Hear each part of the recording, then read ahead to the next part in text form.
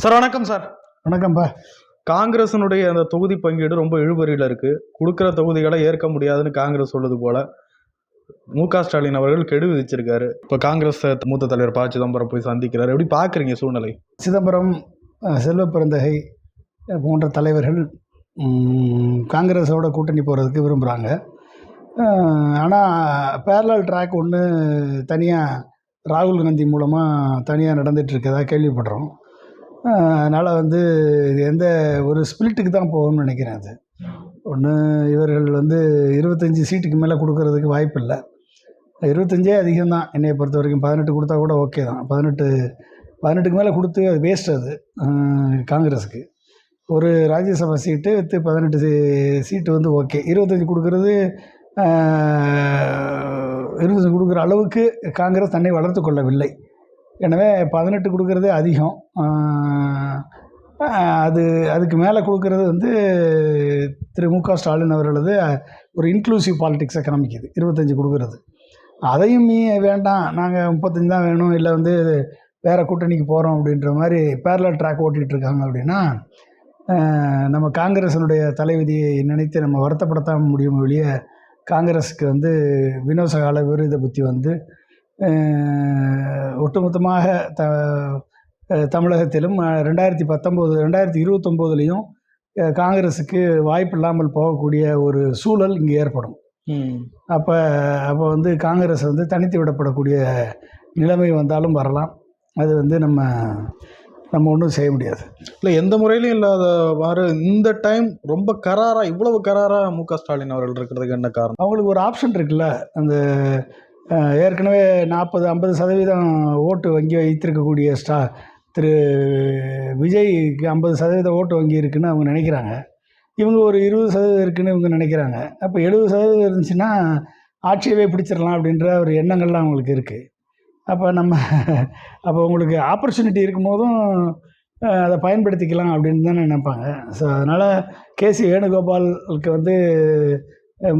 கேரளாவில் வாய்ப்பு இருக்குன்னு அவர் நினைக்கிறாரு. கேரளா மக்கள் நடிகர்களை ஏற்றுக்கொள்வதில்லை.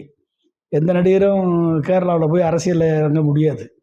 ஆனால் விஜயை வச்சு செஞ்சிடலான்னு காங்கிரஸ் நினைக்குது. அப்படின்னா காங்கிரஸ் எந்தளவுக்கு ஒரு வீக்காக இருக்குது, ஒரு வீக் பேஸில் இருக்குது அப்படின்னு நம்மளுக்கு நல்லா தெரியுது.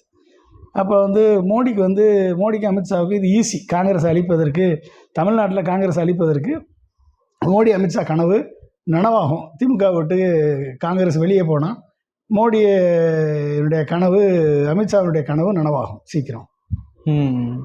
இப்போ காங்கிரஸ் வெளியேறுது அப்படின்றதுக்கான அடிப்படை என்னவா சார் இருக்குது? அடிப்படை என்ன? ஆட்சியில் பங்கு, அதிகாரத்தில் பங்கு வேணும்னு கேட்குறாங்க. அதான் அடிப்படை. அடிப்படை ஒருவேளை எல்லா முறையிலும் இந்த மாதிரி ஒரு இழுபறி வரும், பிரச்சனை வரும். இந்த முறை காங்கிரஸ் வெளியேறிடும் அப்படின்றது எப்படி? தாவேக்காவும் அந்த அளவுக்கு பலமாக இருக்கிற மாதிரி தெரியல. காங்கிரஸ் வெளியேறுனா எந்த நம்பிக்கையில்? அவங்க தனியாக கூட நிற்கலாம்ல. இப்போ ராகுல் காந்திக்கு காலங்கடந்த ஞானோதயம் வந்திருக்கலாம். ராகுல் காந்திக்கு காங்கிரஸை வலுப்படுத்தணும், அக்ராஸ் ஸ்டேட் வலுப்படுத்தணும் அப்படின்னு. இப்போ காலங்கடந்த ஞானோதயம் எலெக்ஷன் டைமில் ஞானோதயம் வரும். அதுக்கு முன்னால் ஒரு 4 வருஷத்துக்கு முன்னால் இறங்கி, ஒரு 5 வருஷத்துக்கு முன்னால் அதுக்கான பிளான் பண்ணி இறங்கி களத்தில் போராடி ஒரு காங்கிரஸினுடைய தொண்டர்களை ஈர்த்து, இளைஞர்களை சேர்த்து இப்போ களத்தில் பிஜேபி எதிர்த்து களமாடி, ஆர்எஸ்எஸ் எதிர்த்து களமாடி இதெல்லாம் பண்ணியிருந்தாங்கன்னா இப்போ அவங்க கேட்கக்கூடியது நியாயம்னு சொல்லலாம். எதுவுமே பண்ணாமல் தூங்கிட்டு இருந்துட்டு எந்த போராட்டமும் நடத்தாமல் ராகுல் காந்தி பாராளுமன்றத்தில் போராடுவது கீழே கன்னியாகுமரி வரைக்கும் ரெஃப்ளெக்ட் பண்ணணுமா இல்லையா?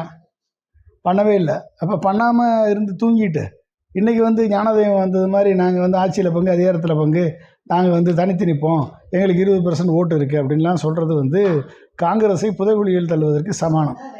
அந்த ஒரு முட்டாள்தனமான முடிவை இவர்கள் எடுப்பது. இவர்கள் காங்கிரஸுக்கு பலம் சேர்க்க வேண்டும் என்று சொன்னால் எப்படி அண்ணாமலை இறக்கி தமிழ்நாடு முழுக்க பாத யாத்திரை போய் திமுகவை எதிர்த்து அண்ணாமலை களமாடி அண்ணாமலைக்கு அந்த சப்போர்ட் கொடுத்து 11.5% வாக்கு வாங்கினாரா இல்லையா? கூட்டணி வச்சு என்டிஏ கூட்டணின்னு உருவாக்கி 18% வாக்கு வாங்கினார். இது தேமுதிக மட்டும் பக்கத்தில் சேர்த்துருந்தாரு அப்படின்னு அண்ணாமலை 2ஆம் இடத்துக்கு வந்திருப்பார்.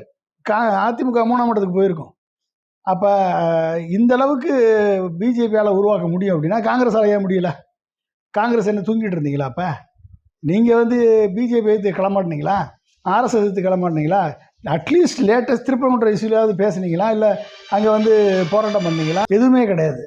அப்போ நீங்கள் எப்படி வந்து ஒரு அப்போ எதை செய்யணுமோ செய்ய வேண்டிய நேரத்தில் செய்யாமல் எலெக்ஷன் நேரத்தில் வந்து காங்கிரஸை பலவீனப்படுத்துவது, கூட்டணியை உடைப்பது என்பது வந்து ராகுல் காந்திக்கு அழகல்ல. ராகுல் காந்தி இல்ல, வந்து இந்த நேரத்துல தானே இந்த ஸ்ட்ராட்டஜி எல்லாம் பண்ண முடியும். இந்த நேரத்துல தானே இதெல்லாம் கேட்டு வாங்க முடியும். ஸ்ட்ராட்டஜி பண்ணுவீங்க. பேஸ் இல்லாமல் ஸ்ட்ராட்டஜி பண்ணி என்ன பண்ண? பேஸே இல்லையே, நீங்கள் எப்படி ஸ்ட்ராட்டஜி பண்ணுவீங்க? உங்களுக்கு என்ன பேஸ் இருக்கு? ஆண்ட கட்சி சார். ஆண்ட கட்சி நீ எப்போ 1967க்கு முன்னால் ஆண்ட கட்சி. அதுக்கப்புறம் என்னாச்சு பேஸ் தமிழ்நாட்டில்? எங்கே பேஸ் வச்சுருக்கீங்க? பிஜேபி இன்னைக்கு வளர்ந்துருக்கு தமிழ்நாட்டில். ஏன் காங்கிரஸ் ஏன் வளரல? காங்கிரஸில் நேச்சுரலாக வளர்ந்துருக்கணும் தமிழ்நாட்டில். பிஜேபி வளர விட்டது காரணம் என்ன? உங்களுக்கு கூட்டணியில் பங்கு இருக்குது. எம்எல்ஏக்கள் 18 எம்எல்ஏக்கள் இருக்காங்க, 10 எம்பி இருக்காங்க. இத்தனை கொடுத்த பிறகு நீங்கள் வளரலைன்னா அப்போ நீங்கள் என்ன பண்ணுறீங்க? என்ன வேலை பார்க்குறீங்க? உங்களுக்கு இதை கொடுத்தது யார்? டிஎம்கே கூட்டணி தானே உங்களுக்கு கொடுத்து இத்தனை எம்எல்ஏக்களையும் எம்பிக்களையும் கொடுத்துச்சு. ஆமாம், கவுன்சிலர்ஸு, முனிசிபல் சேர்மனு, கார்ப்பரேஷன் மேயரு, இதெல்லாம் உங்களுக்கு உருவாக்கி கொடுத்தது யார்?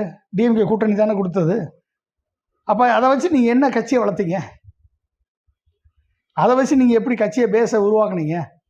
ஏன் பிஜேபியை வளர விட்டீங்க? தேசிய கட்சி தானே அது. தேசிய கட்சியை ஏன் வளர விட்டீங்க? இப்போ எதிர்த்து போராட வேண்டியது திராவிட கட்சியில் எதிர்த்து போராட வேண்டியது இருக்குது. தேசிய கட்சி நீங்கள் ஸ்ட்ராங்காக இருந்தீங்கன்னா பிஜேபிக்கு வளர்ந்துருக்காதுல்ல.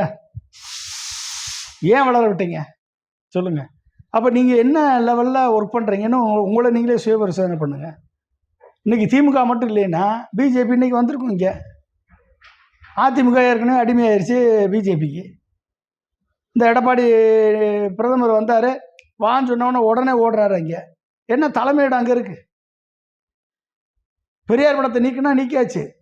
அப்புறம் எங்கே திராவிடம் இருக்கு? அண்ணா திராவிட முன்னேற்ற கழகம்.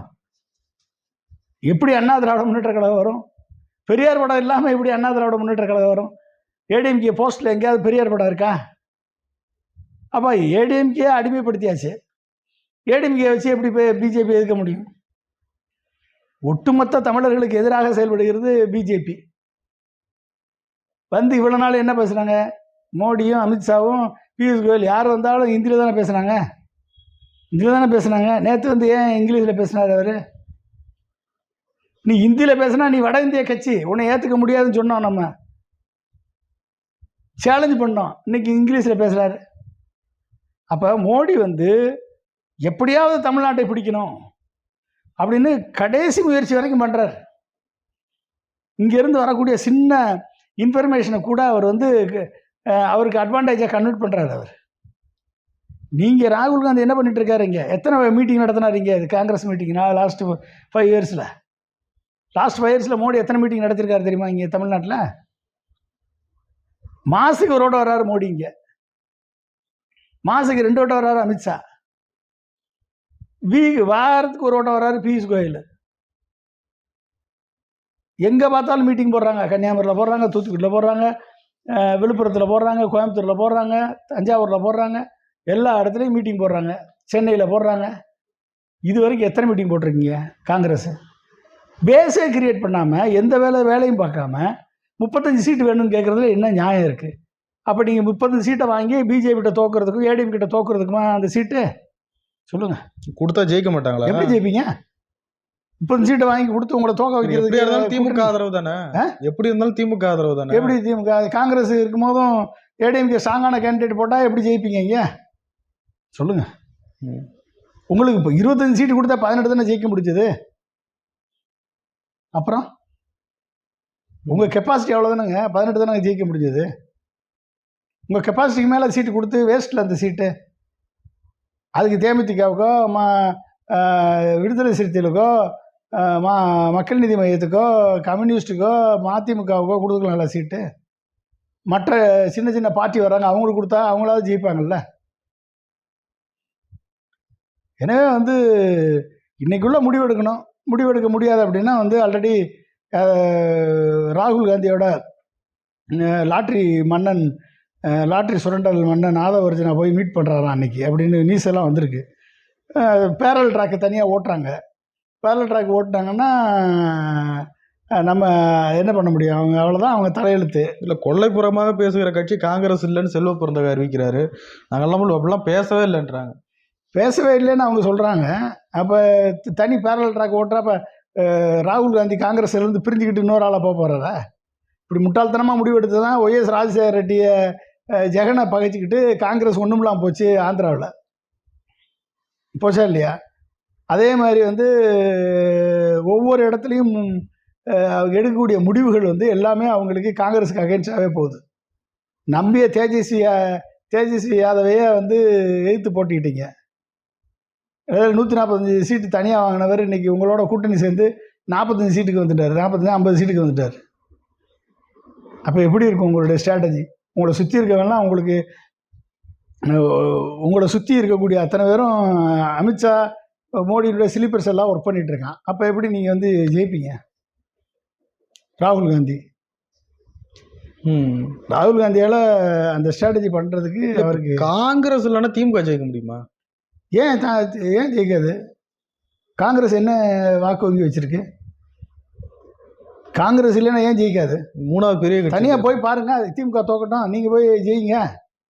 திமுக தோத்துட்டு போகுது, உங்களுக்கு என்ன பிரச்சனை? ஜெயிக்குதா இல்லையான்னு பார்த்துருவோம்.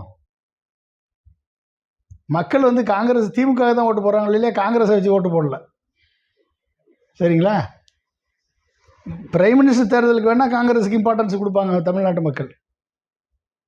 சட்டசபை தேர்தலுக்கு காங்கிரஸுக்கு எப்படி இம்பார்ட்டன்ஸ் கொடுப்பாங்க? என்ன பேஸ் இருக்குது சொல்லுங்கள்? காங்கிரஸ் மணிப்பூரில் 400 சர்ச்சை உடைச்சாங்க, காப்பாத்துச்சா? மசூதியை உத்தரப்பிரதேசத்துலேயும் ராஜஸ்தான்லேயும் மத்திய பிரதேசத்துலேயும் மசூதியை இடித்தாங்க, காப்பாத்துச்சா காங்கிரஸு? இப்போ டிசம்பர் 25 கிறிஸ்மஸுக்கு ஏகப்பட்ட சர்ச்சை உடைச்சாங்க, காப்பாத்துச்சா காங்கிரஸு? தமிழ்நாட்டில் ஏன் பண்ண முடியலதா? பண்ணுனா பெண்ட் எடுத்துருவாரு ஸ்டாலின். பண்ண முடியுமா சொல்லுங்கள்? இப்போ திமுக கூட்டணியிலிருந்து இப்போ காங்கிரஸ் வெளியேறுது அப்படின்றப்ப தாவேகா பலம் பெறுமா? தாவேகா இப்போக்கு யாருமே இல்லை, கடைவிரித்தேன் கொள்வார் இல்லைன்னு 2 வருஷமாக கூவி பார்க்குறாங்க, கூட்டணிக்கு வர்றதுக்கு ஆள் இல்லைன்னு. காங்கிரஸில் இருக்கக்கூடிய சில புல்லுருவிகள் தாவேகாவுடன் சேரணும்னு சொல்லி ட்ரை பண்ணுறாங்க. ஒரு அட்வான்டேஜ் இது, காங்கிரஸ் சேர்ந்தால் காங்கிரஸ் சேர்ந்துருச்சுன்னு ஒரு பேர் வரும். ஆனால் அந்த பேரை வச்சு ஒன்றும் பண்ண முடியாது. 5% வாக்கு வாங்குறது 8% வாக்காகும், அவ்வளோதான். சீமானத்தை டச் பண்ணலாம்.